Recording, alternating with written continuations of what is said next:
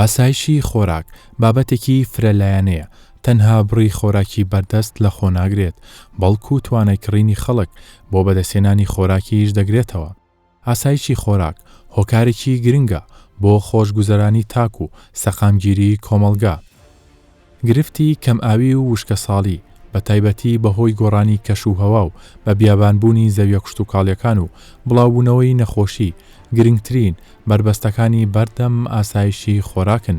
ئەمەش دەبێتە هۆکاری کەمبوونەوەی بڕی بەرهەم و لاوەزبوونی کەرتی کشتوکاڵی. عێراق لە زۆربەی سێکتەرەکان ڕوبەڕووی ئاڵنگاری زۆر بۆتەوە، بە تایبەتی لە بواری دابینکردنی ئاسایشی خۆراک. سەرەڕای ڕوبەڕووبوونەوەی ئاڵنگاریەکان، بەڵام حکومەتی عێراقی سەرەڕای بوونی بودجەیەکی زەبەلاح، بەڵام هیچ پلانێکی کورتخایەن و استراتیژی بۆ بەرەنگاربوونەوەی ئاڵنگاریەکانی بەردەم دەست بە سەراگرتنی ئاسایشی خۆراک نییە. بە جۆرێک ئەو پرۆژانەی دروستی دەکەن بۆ کۆگاکردنی بەرهەمە کشتوکاڵیەکان بەرگەی چەند مانگەیەک ناگرن، سەرەڕای ئەوەی تێچوێکی زۆر بۆ ئەو پرۆژانە خەرج کراون. ئەوەی کە جێگەی سەرسوڕمانە حکومەتی عێراقی لە بری پشتیوانیکردنی جوتیارانی ناوخۆ و کەرتی کشتوکاڵی ساڵانە بە بەهای دەیان ملیۆن دۆلار بەرهەمی دانەوێڵا لە دەرەوە هاوردە دەکات کە کوالیتەکەی لە ئاستێکی زۆر باشدا نییە.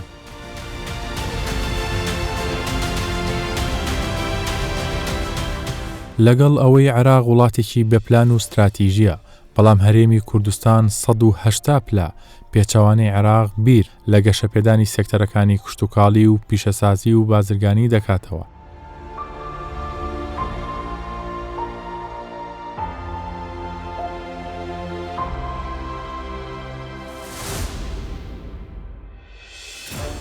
لە 12 ساڵی ڕابردوودا سەرەڕای نەناردنی بودجە و شایستەدارایەکان،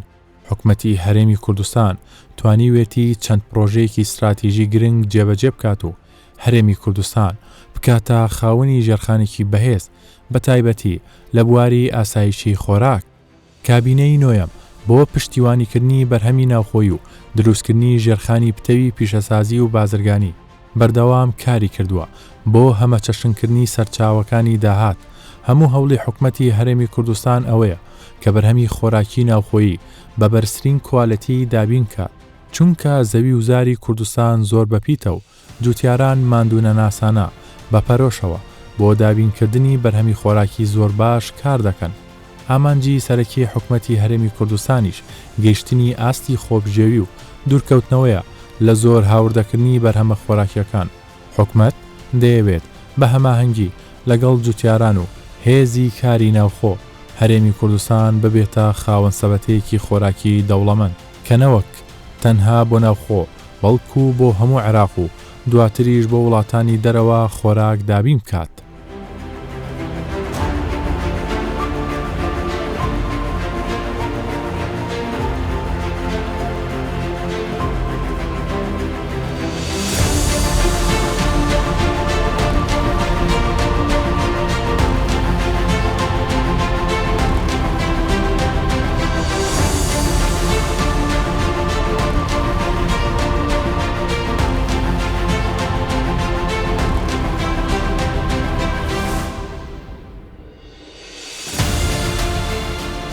پاراستنی ئاسایشی ئاو بێگومان پێویستی بە پلانێکی استراتیژی درێژخایەن هەیە، لەگەڵیشیا پێویستی بە بودجەیەکی زەبەلاح هەیە. چۆن بتوانرێت ئاسایشی خۆراک لە هەر وڵاتێ یاخود هەرێمێک پارێزراو بێت؟ دەبێت بێگومان کۆمەڵە پلانی پێشوەختەی بۆ دانرا بێت بۆی وەکو دڵنیاییەک لە ئاسایشی خۆراک پشت بە بەرهەمی ناوخۆ ببەستێ. ئەمە چەند لایەنەیە، ڕەنجی جوتیاران بەزایە ناچێت، کاری لەسەر دەکرێت، هاوڵاتیان زیاتر گرنگی بە بەرهەمی ناوخۆی دەدەن. بێگومان ڕۆڵی حکومەتەکان لەم نێوانەدا زۆر گرنگە. هەرێمی کوردستان بە نمونە وەربگرین لە ماوەی 6 ساڵی ڕابردوودا چۆن کاری لەسەر پاراستنی ئاسایشی خۆراک کردووە. بێگومان جێدەستی دیارە کەم ناوچەی هەرێمی کوردستان هەیە بەپێی پێویستی خۆی کاری لەسەر نەکردبێ، پرۆژە و بە تایبەتی دروستکردنی سایلۆکانی تێدا ئەنجام نەدرابێت. سەرەڕای کۆمەڵێک قەیران بربەست، بەڵام چونکە بابەتەکە پەیوەندی بە هاوڵاتیانەوە هەیە، ئاسایشی خۆراک بابەتێکی زۆر گرنگە. حکومەتی هەرێمی کوردستان بێگومان بە چڕی کاری لەسەر ئەم بابەتە کردووە. دەمەوێت لایانی پەیوەندیدار سەبارەت بەم بابەتە وەزارەتی بازرگانی و پیشەسازیە بێگومان بزانین لە ماوەی 6 ساڵی ڕابردووە و پلانیشیان بۆ داهاتوو چیە و چۆن کاریان لەسەر ئەم بابەتە کردووە.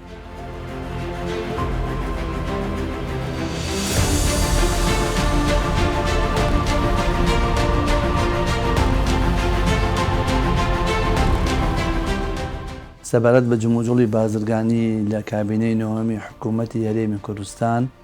سەرەڕای ئەو هەموو ئاستەنگەی کە هاتە بەردەم کابینە بەڵام بە ئیرادەی بەهێزی سەرۆکی وەزیران جەنابی کاک مەسرور بارزانی توانرا تەحەدای هەموو ئەو ئاڵنگارانە بکا کە هاتنە پێش و ڕۆژ لە دوای ڕۆژ ئاستی جموجوڵی بازرگانی لە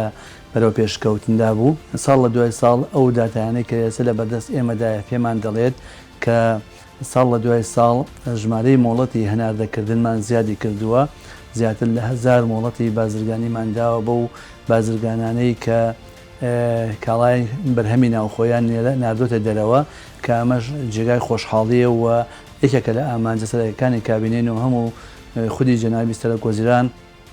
کە چۆن پاڵپشتی بەرهەمی ناوخۆی بکەین لە کاتی هاتنی هەموو ئەو وەفدانەی کە دێنە هەرێمی کوردستان و لە کاتی سەردانەکانی جەنابیان بۆ وڵاتان لەگەڵ کۆنسوڵ وڵاتان کە دادەنێشێ یەکێ لە خەمەسەرەکیەکانی کە لەگەڵ یان باسی دەکا مەسلەی ناساندنی بەرهەمی ناوخۆیە، مەسلەی دروستکردنی بازارە بۆ ئەو بەرهەمانە بۆ ئەوەی ئێمەش لە وڵاتانە هیچمان کەمتر نییە لەوەی کە ئەو بەرهەمانەمان بە کواڵیتێکی باش بە شێوازێکە کە دەتوانم بڵێم هاوتای ئەو کاڵایانەیە کە لە دەرەوەی وڵاتەوە دێنە ناوە بەڵکو بە زیاتر وە تێچوونیشی کەمترە. بۆیە لەو ڕوانگەیەوە ئێمە درێغیمان نەکردووە و ئەوەی پێمان کراوە ئاسانکاریش بۆ کاری بازرگانەکان کردومانە. بە تایبەت ئێستا لە دەواازەی ئیبراهیم خەلیل هیچ بازرگانێک پێویست نییە بێتەوە بۆ بەڕەواتی گشتی بازرگانی لێرە مۆڵە دووەرگرەیە، بەڵکو هەر لە ناو دەواازەی ئیبراهیم خەلیلا فەرمانبەرمان داناوە و سەلاحەتیان پێدراوە کە مۆڵەتی بازرگانی دەنە ئەو بازرگانانەی کە دەیانەوێت کاڵا بهێنە ناوە یا کاڵا بنە دەرەوە. ساڵی 2019 تا 2024 جگە لەو سایلوانی ڕابردوو کە هەمان بوو 3 سایلۆی کە هاتنە بەرهەمهێنان و دروستکردن کە ئێستا هەر 3 سایلۆکە ئەم ساڵ بە خۆشحاڵیەوە گەنمیان تێدا وەرگیراوە کە ئەویش بریتینە سایلۆکانی گەرمیان قوشتەپە ڕۆڤە و جگە لەو 3 سایلۆش کە دروستمان کرد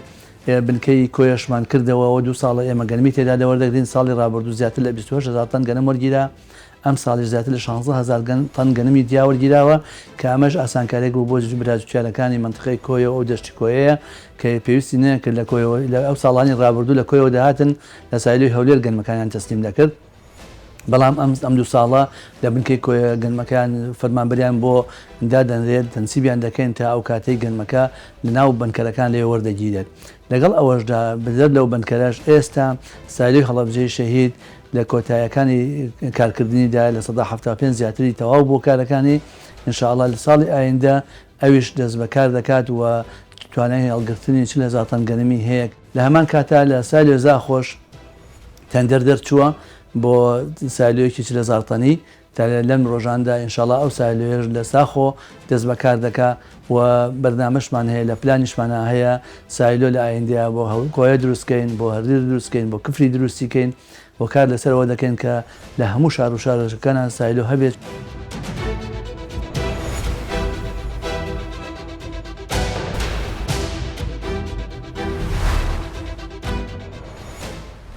بەداتا باز لەو کار و چالەکانە دەکەین بە تایبەتی دروستکردنی سایلۆکان لە هەرێمی کوردستان زانین لە ماوەی 6 ساڵی ڕابردوودا چی کراوە. دروستکردنی سایلۆ لە هەرێمی کوردستان لە هەولێری پایتەختەوە دەست پێ دەکەین. سایلۆی قوشتەپە بە توانای 40,000 تۆن و بە گوژمەی 21 میلیارد دینار. ئەگەر تەماشاکەی ئەنی بەپێی چۆن سنووری جوگرافیای ناوچەکە ئەم سایلۆیانە دروستکراوە بۆی هەم گوندنشینان هەم قەزا و ناحیەکان لە هەمان کاتیژە هەم پارێزگاکان بتوانن سوودی لێوەرگرن. ئەمە بۆ جوتیارانی هەرێمی کوردستانە بەپێی ناوچەی جوگرافیا بۆی دیاری کراوە. لە ناوچەکانی تر بێگومان هەمانە دروستنی سایلۆ لە ئیداری سربەخۆی گەرمیان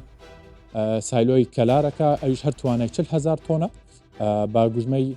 20 میلیارد دینار. بابەتێک زۆر گرنگە کە دەمەوێت باسی لێ بکەم. ئەگەر تەماشاکەین لە ساڵانی ڕابردوودا جوتیاران کاتێک گەنمەکانی خۆیان کاتی دروینەوەی گەنم شوێنێک نەبوو لە سایلۆکانە هەڵی گرن، شوێنێکی باش نەبوو، گەنمەکان خراپ دەبوو لە گەڕاجا لە شوێنە، ینی زۆر لە ڕووی تەندروستی شەوەتان کاریگەری شەکرد دەسەر کوالەتی گەنمەکە بەڵام ئێستا خۆشببختانە چەندین سایلۆمان هەیە ئەوەی کە دەیبینن بۆ نمونە لە پارێزگای دوهۆکی سایلۆی ڕۆڤایە ئەویش توانەکەی 40,000 تۆنە بە گوژمەی 18 میلیارد دینار ئەگەر تەماشاکەین لایەنێکی تر کە زۆر گرنگە لە ڕووی کوالێتیەوە ئەم سایلوانە چۆن دروست کراوە چۆن کاری لەسەر کراوە ئەمانە خۆشببختانە وەبەرهێنەری ناوخۆی کۆمپانیا ناوخۆیەکان ڕۆڵێکی زۆر سەرچیان هەیە لە دروستکردنی هەمانە لە بیرشمان نەچێ لە پارێزگای هەڵەبجە سایلۆیەک وا لەژێر جێبەجێکردندایە ئەویش هەر تواناکەی 40,000 تۆنە 175 پرۆژەکە تەواو بوو بە گوژمەی 26 میلیارد دینار ئەم سایلۆیان خودی سەرۆکی حکوومەت بەردی بناغەکەی دانا تا ئێستاش بە نزیکەوە چاودێری کارەکانی دەکا وەکوتم کەم شوێنی هەرێمی کوردستانی بە پێیسبوونی جوگرافیەکەی ئەم سایلۆیانە لەسەر ستاندار لەسەر مۆدل بە زۆر بە جوانی دروست کراوە ئەوەی کە سوودمەندی یەکەمە لێی جوتیارانی هەرێمی کوردستانە واتە ئەو دەستەواژەی تر بەکار نایەنین کە ڕەنجی جوتیارانی هەرێمی کوردستان بە فیڕۆ ناچێ نازان بەرهەمەکانی خۆیان چی لێ بکەن لەسەر ئەوانە لە زاخۆش هەمانە کەوتۆتە بەرنامی حکوومەتی هەرێمی کوردستانەوە زۆر بە باشی کاری لەسەر دەکرێت ئەویش هەر تواناکەی 40,000 تۆنە لە ئایندەیەکی زۆر نزیک کارەکانی دروستکردنی سایلۆش لە ئیداری سربەخۆی زاخۆ دەست پێ دەکات ئەوەی کە باسم کرد لایەنی حکومی بوو بێگومان حکوومەتی هەرێمی کوردستان لەماوەی ئەم 6 ساڵەیە دروشمێکی هەبوو کە پاڵپشتی کار ئاسانی بۆ وەبەرهێنەر بۆ کۆمپانیا ناوخۆیەکان کە بتوانن لە هەرێمی کوردستاندا وەبەرهێنان ئەنجام بدەن بێگومان لە ئاسایشی خۆراکیشا کەرتی تایبەت ڕۆڵێکی یەکجار باشی هەبووە پرۆژەی بە بازارگرنی گەنمی جوتیاران دروستکردنی سایلۆ دوو کۆمپانیای ناوخۆییمان هەیە داس و قەیوانمان هەیە لێرە پەیامێکی زۆر گرنگە بوو جوتیارانی هەرێمی کوردستان لە ساڵانی ڕابردوودا هەمیشە لەژێر هەڕەشە و گوشارە بوون ساڵێک 300,000 تۆن وەردەگیرە ساڵی 400,000 تۆن وەردەگیرە ساڵێک بڕەپارەیەک دیاری دەکرات یعنی جوتیاران هەندێک ساڵ ئەو حەقی ئەو ماندووبوونەی خۆیان وەرنەدەگرتەوە حەقی ئەویان وەرنەگرتەوە بەڵام پلان ئەستراتیژیەکانی حکوومەتی هەرێمی کوردستان ئەو کارانی کە باش لێکرد ئەوە تا کۆمپانیا ناوخۆیەکان ڕۆڵێکی زۆر باشیان هەیە جگەلەوە سوود لەم گەنمە سوود لە بەرهەمی دانیوەڵە چۆن وەرگیراوە ئێمە ئەگەر بەبیرمان بێت ساڵانە دەیان ملیۆن دۆلار بۆ بەرهەمە خۆراکیەکان بەرهەمە وشکەکان ساوەرە بڕوێشە ماکەرۆنیە لە دەرەوە هاوردەی هەرێمی کوردستان دەکات بەڵام خۆشببختانە ئێستا ڕفەی مارکێتەکان بازاڕەکانی هەرێمی کوردستان پڕن لە بەرهەمی ناوخۆی تەنها بۆ ناوخۆی هەرێمی کوردستان نییە بەڵکو دەنێرێ بۆ پارێزگاکانی دیکە عراقیش ئەمانە هەم بەرهەمی جوتیارانی هەرێمی کوردستانیش هەمیش لە ڕێگای کۆمپانیا ناوخۆیەکانەوە ڕنج و ماندووبوونی جوتیارانی هەرێمی کوردستان بە فیڕۆ ناچێت تاکو ئێستا 10 جۆر بەرهەمی خۆراکی لە بەرهەمی دانوێڵە لەم دوو سایلوێدا دروست دەکرێت و ڕەوانی بازاڕەکان دەکرێت.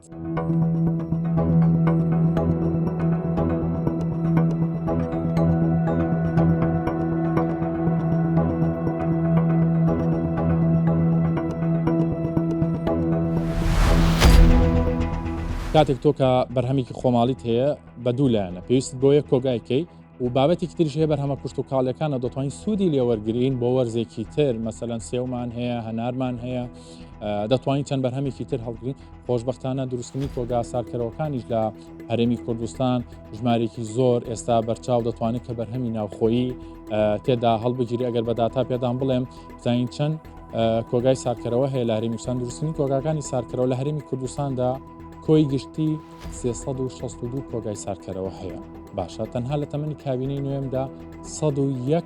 کۆگای سارکەرەوە مۆڵەتی پێدراوە بەشێکی زۆریان تەواو نێساکاری لەسەر دەکرێت ئەو زەمەنە نەماوە کە جوتیاران بەرهەمەکانی خۆیان فڕێدەنە سەر شەقامەکان جوتیاران ڕنج و ماندووبوونەکەی خۆیان وەرنەگرنەوە ئێستا لە گومرێک لە بازاڕەکان هاوڵاتیانیش تەنانەت ئەم هۆشیارە بڵاوەتەوە کە پاڵپشتی بەرهەمی ناوخۆیی دەکەن لە هەرێمی کوردستانە کۆگای بەرهەمە پشتۆکاڵیەکانن کە ئەمە ڕۆڵێکی یەکجار گرنگی هەیە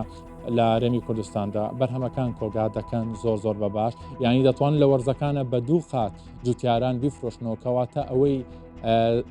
قازانج دەکا ئەوەی کە سوودمەندی یەکەم دەبێت لەم نێوانەیە جوتیارانی هەرێمی کوردستانە.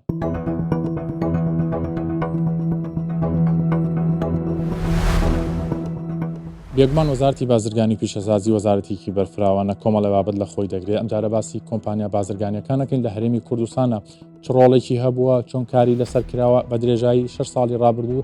زۆر شتی باش نێشتنی ڕۆتین پاڵپشتی کۆمپانیاکان کراوە زانین چۆن کاریش لەسەر ئەم سێکتەرە ئەنجام درراوە.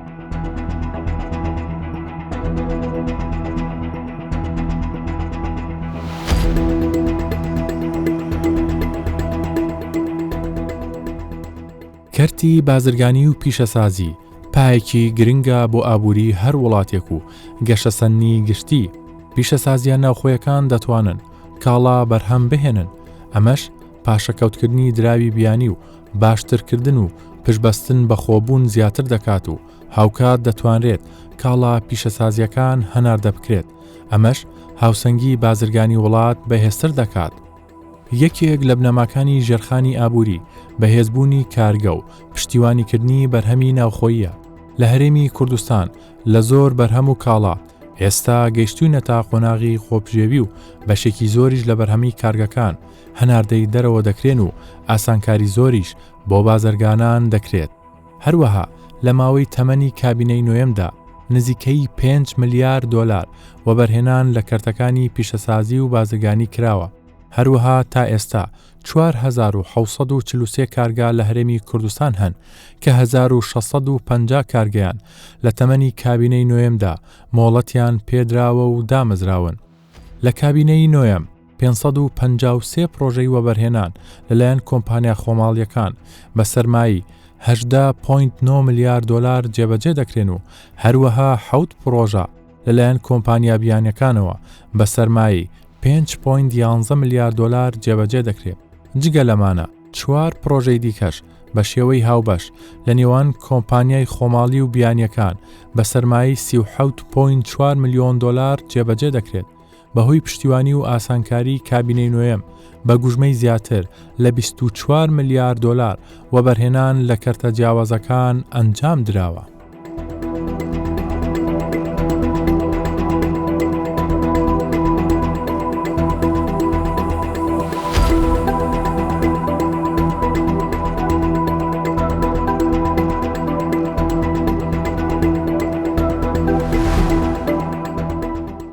داتا و ئامارەکانی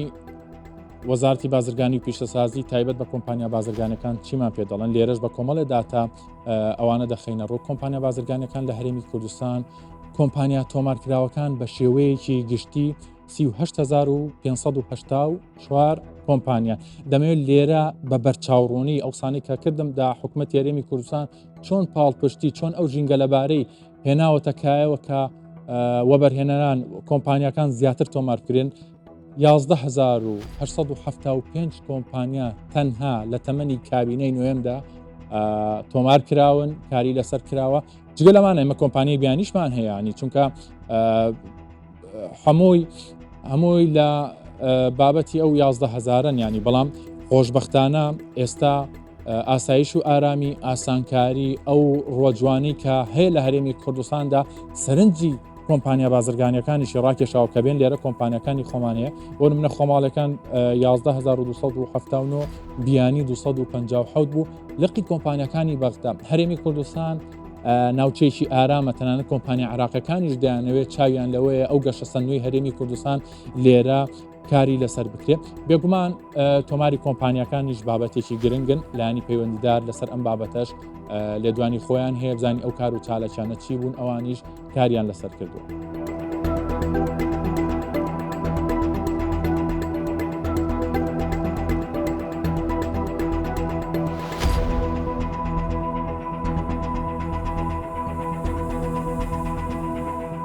حکوومەتی هەرێم سیستمێکی نیشتیمانی تایبەت بە دامەزراوە بازرگانیەکانی دانا کە پرۆسە یەکەم فەیسی یەکەمی تۆمارکردنی پرۆسەی تۆمارکردنی کۆمپانیا و پرۆسەی تۆمارکردنی پیشەوەر ناوی پیشەوەرمو ئەوە بوو لە 1/6/2023 ئەم سیستمە پەخشکرا. تایبەتمەندیەکان و خاصیەتەکانی ئەم سیستمە ئەوەیە کە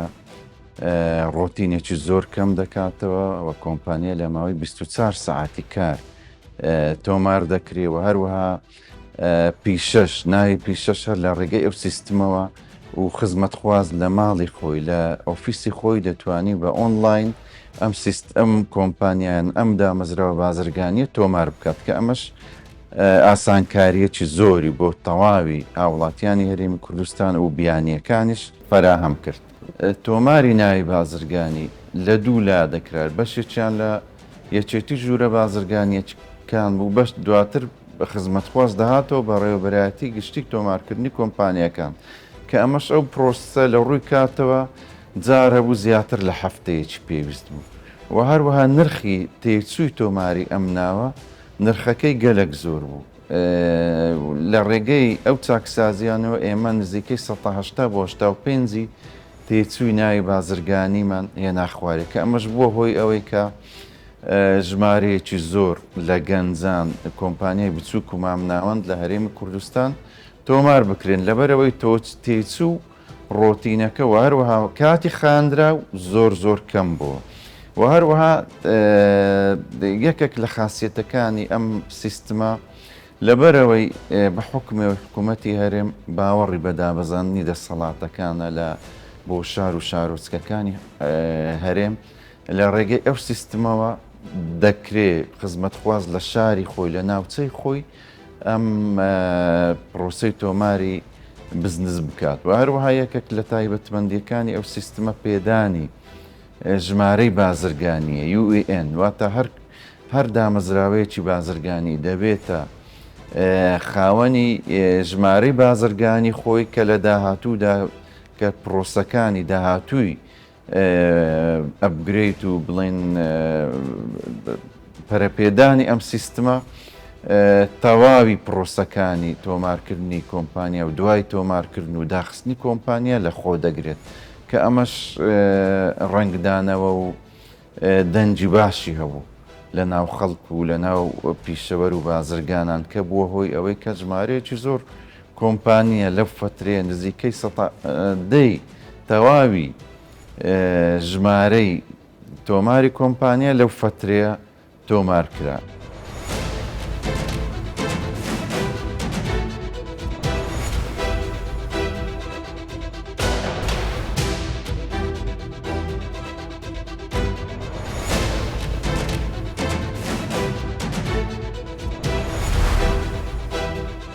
پیشەسازی و بازرگانی ڕۆڵێکی زۆر گرنگی هەیە لە سەرەتاوە ئاماژەم پێکرد کە یەکێکە لەو کەتانی زۆرترین وەبەرهێنانی تێدا ئەنجام درا و بێگومان لێرەش بەداتا دەخینە ڕووکە چی کراوە لەم کەرتەیە ئەگەر تەماشاکەین بزانین لە کەرتی بازرگانی پیشەسازیە پرۆژەی وەبەرهێنان و بازرگانی لە هەرێمی کوردستان 142 پرۆژە ئەنجام دراوە بە سەرمایی 1 ملیار و نزیکەی 200 میلیۆن دلار کامە ژمارەیەکی زۆرە بۆ کەرتی بازرگانی و پیشەسازی توانراوە پلانێکی استراتیژی یعنی چۆن دەڵێ قەناعات بە بازرگان وەبەرهێنا بکەن کە بەم سەرمایە قورسە ئەم وەبەرهێنانە ئەنجامدەن لە هەرێمی کوردستان پرۆژەی وەبەرهێنان و پیشەسازی کردێکە ینی لە دوای خۆیان زنجیرە هەلیکار دەرەخسێنێ بازاڕەکان دەبوژێنێتەوە زۆر بە باشی ئەم کەرتە کاریگەری ڕاستەوخۆ و ناڕاستە و خۆشی هەیە لەسەر ئابووری هەر وڵاتێکە هەرێمی کوردستان ئێستا بۆتە هەرێمێکی گەشاوە لە ڕێگای کەرتی پیشەسازی بازرگانی گەشتیاری 142 پرۆژەی وەبەرهێنانی پیشەسازی هەیە ئەم ژمارەیە لە چاو ڕوبەری هەرێمی کوردستان لە چاو ئەمەوەی کە هەرێمێکی سەقامگیرە بە سەرمایی زیاتر لە 3 ملیار و 650 میلیۆن دلار ینی ئەمە ژمارەیەکی یەکجار گۆرەیە ژمارەیەکی قەبارە گەورەیە ینی دەتوانین بڵین ئێستا سەرمایەکانی هەرێمی کوردستان پێچوانە بۆتەوە پارەکانمان ناچێتە دەرەوە بەڵکو لە ناوخۆدا وەبەرهێنانێکی زۆر باشی تێدا دەکرێت کاری زۆر باش کراوە لەسەر ئەوانە دامەزرانی کارگا بە تەمەنی کابینەی نوێمدا بێگومان 1650 کارگا دامەزران جامانە کارگەی بچووکن مامناوەندن گەورن تەنانەت لە ماوەی ئەم 6 ساڵەی ڕابردوودا چەندین کارگەی گەورەی پیشەسازی قورس کە هەر کارگێک بەلایانی کەم و نزیکەی 500 بۆ 600 هەلیکاری بۆ گەنجانی هەرێمی کوردستان بۆ دەرچوانی زانکۆکانی هەرێمی کوردستان ڕخساندووە کۆی گشتی کارگەکان لە هەرێمی کوردستان 4643 کارگەی هەمە جۆرمان هەیە خۆراکیمان هەیە پیشەسازیمان هەیە کارگەکان ینی هەمە لایەنن زۆر بە باشی کار دەکەن حکومەت پاڵپشتیان دەکە لەسەر و هەمووشیانەوە ئێستا بازاڕەکانی هەرێمی کوردستان پڕن لە بەرهەمەکانی کارگەکانی هەرێمی کوردستان توانای ناوخۆیی ئەمانە لەسەر ئەوانە پشتیوانی حکومەت بۆ بازرگانان یعنی کار ئاسانی و پاڵپشتی حکومەت نەبێت بازرگانێک وەبەرهێنەرێک ناتوانێت زۆر بە ئاسانی بێ وەبەرهێنانەکەی خۆی بکە سیستەمی ئەلکترۆنی و ماوەڵەکان سیستەمی یەک پەنجەرەی لە وەزارەتی بازرگانی و پیشەسازی بە تایبەتیش لە تۆماری کۆمپانیەکان بەڕوونی دەبینرێت لە یەک پەنجەرە بەبێ ڕۆتین بەبێ واستا بەبێ جیاوازی کارەکانی خۆی ڕایی دەکات جاما لە ڕێی پارێزەرەکەوەیە لە ڕێی خودی نوێنەری کۆمپانیاکەوە دێ زۆر بە ئاسانی کاری لەسەر دەکرێت تۆمارکردنی ناوی بازرگانی لەمەشە جاران لەلایەن ژوورە بازرگانیەکانەوە بەڵام ئێستا لەژێر چاودێری خودی وەزارەتی بازرگانی پیشەسازیە بەبێت جیاوازی ناوەکان تۆمار دەکرێت کاری لەسەر